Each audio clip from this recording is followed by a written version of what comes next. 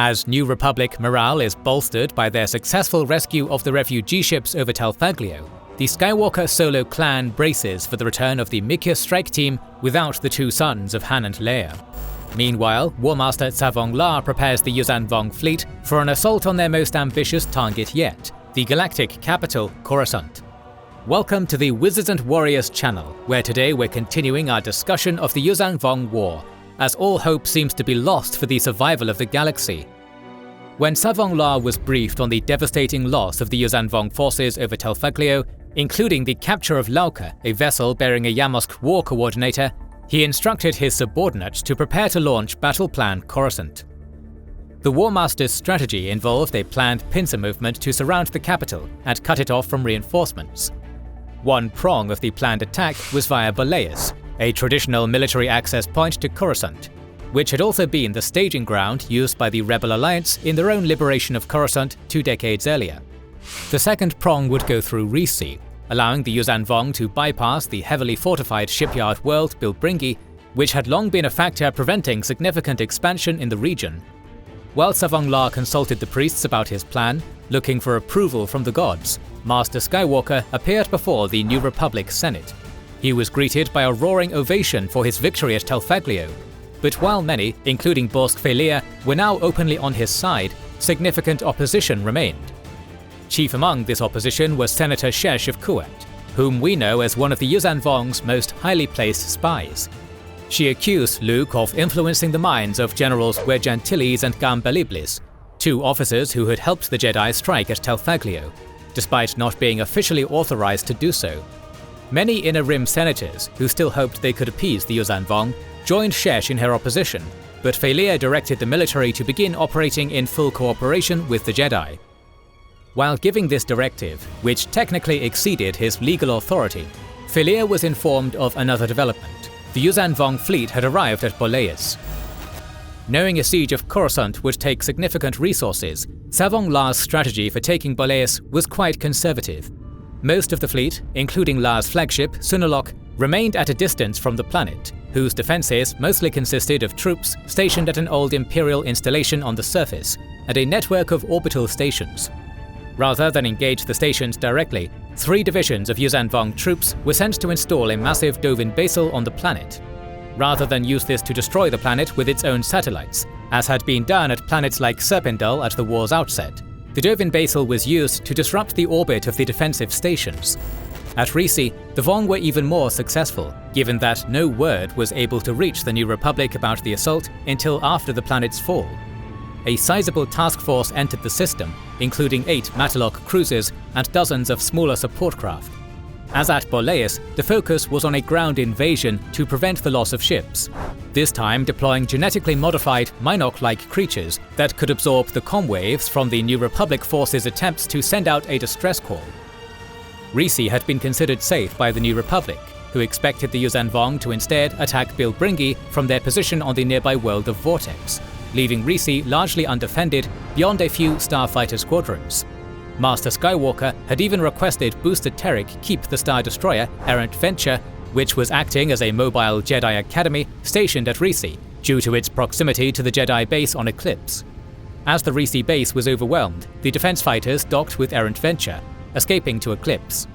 They managed to leave the system largely intact, but upon arriving at Eclipse, a force of Yuuzhan Vong light cruisers emerged from hyperspace, continuing their attack on the fleeing Star Destroyer. Errant Venture was able to lure the ships into a trap, and with the help of Reissi's fighter force and the aid of the Jedi squadrons, the Wild Knights, Kip's Dozen, Shocker Squadron and Saber Squadron, they were able to successfully eliminate the Yuuzhan Vong pursuers. This not only kept the Eclipse base a secret, it also crucially gave the New Republic a warning that the Reissi pincer of the Vong force existed, which they otherwise would have been entirely unaware of. 2 problems remained. One was identifying the size and intent of any remaining Yuuzhan Vong force in the core. The second was that the Yamosk captured at Talfaglio had been captured dead, and while it was still a helpful piece of the puzzle, learning how Yamosks worked and therefore learning how to disrupt their ability to coordinate Vong forces required capturing a live one. Han and Leia, aboard the Millennium Falcon, hoped they could solve this first problem at least. Following old smugglers' routes out of Reissi brought them to the Black Panther Nebula. they discovered the entire Reissi arm of the Yuzhanvong assault force, numbering well over 1,000 capital vessels, along with many more starfighters. They quickly dispatched word to Admiral Sov of New Republic Fleet Command, who, along with General Antilles, assembled a massive force to launch an attack on the Yuzhanvong. This fleet, while somewhat smaller than the Yuzhanvong fleet, was aided by the element of surprise, as the Yuzhanvong fleet was still preparing for their own assault on Coruscant. In the initial salvos, dozens, if not hundreds of Yuzhanvong ships were destroyed before they could move into a defensive picket wall formation. The battle evolved into an attempt by both sides to disrupt intel by destroying recon vessels, which were crucial given the sheer size of the engagement. Soon, the larger Yuzhanvong capital ships were able to rejoin the peripheral, smaller ships. Given their lack of respect for the New Republic commanders, the Yuzhanvong force kept a quarter of their largest, most powerful vessels docked with their fleet tenders, continuing to resupply. The Falcon remained at the battle's edge, providing reconnaissance and focusing on identifying which ships may carry Yamosk war coordinators, in the hope of capturing a second one, this time alive. As New Republic forces continued to arrive in system, including Admiral Sov's own flagship, Han and Leia discovered that a second group of capital ships remaining near the Yuzhanvong tenders had not yet resupplied at all. This meant that despite the seeming numerical advantage held by the Yuzhanvong, in terms of real available firepower, the New Republic had an advantage. On the advice of the Solos, Sov diverted his main force of star destroyers and cruisers from the defenseless tenders towards the back lines of the active Yuzhanvong fleet, immediately neutralizing 2 destroyers and several cruisers. As the Yuzhanvong turned to face this force, a smaller New Republic group came upon them from the other side, crushing what remained of the Vong forces between them. As the final run was made on the Yuzhanvong tenders and their larger escorts, nearly a quarter of the New Republic fleet was destroyed, but ultimately they were successful in destroying the entire Yuzhanvong armada, removing a key piece of the planned assault on Coruscant from the board, despite the conservative approach by Savong La in taking Reissi and Boleas. What's more, the New Republic succeeded in capturing a living Yamosk. On top of this loss of half his force, Savong La began to face other signs of potential failure. Part of the Yuzhanvong religion involved sacrifices of limbs and other body parts, which were replaced with those of other animals or enhancements.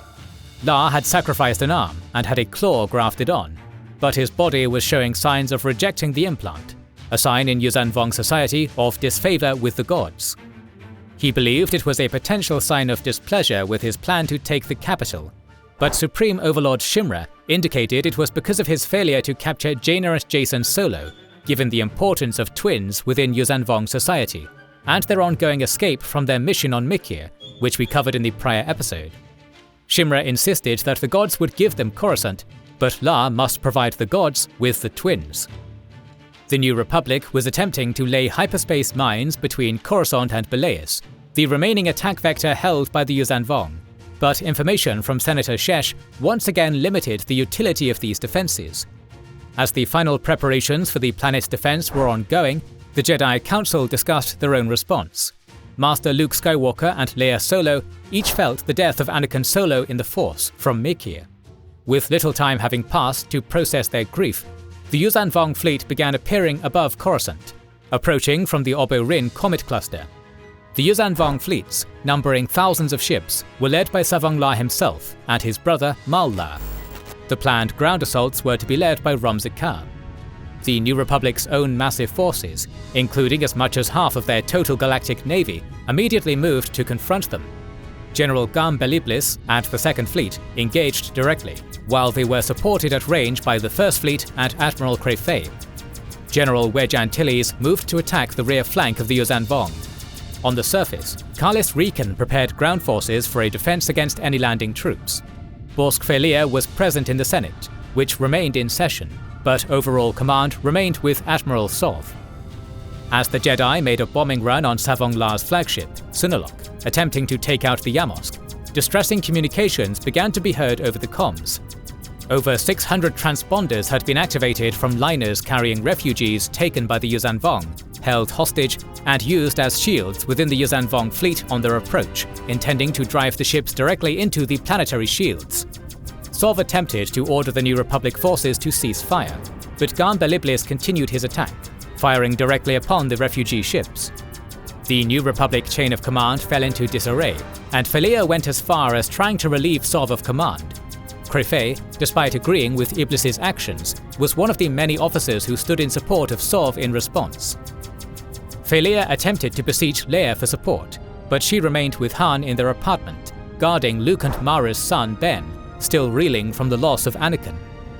Bel Iblis and Group 2 remained stalwartly between the New Republic's mines and the incoming civilian transports and Yuuzhan Vong ships. Fleet Group 3 moved to connect with 2, but by the time they arrived, Group 2 was heavily battered, despite gaining several ships that had left other commands after Sov's order to stand down against the refugee liners.